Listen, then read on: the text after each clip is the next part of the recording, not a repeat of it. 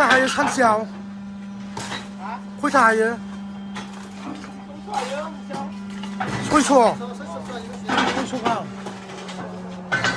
700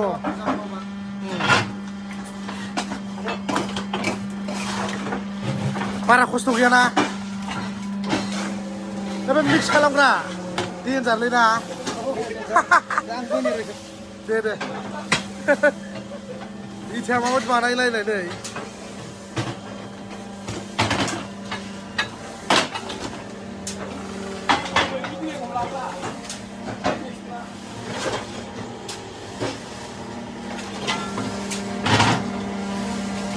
थारमाने बाव सोयो आरो ना माबाखौ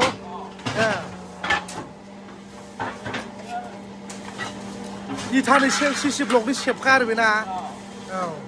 दारेक्ट सोबाथाय जाबायबो ना औ ओमफ्राय माबायदि बानाय नायनानै लादो नै बेखौ सोबाथाय जाबायबो नै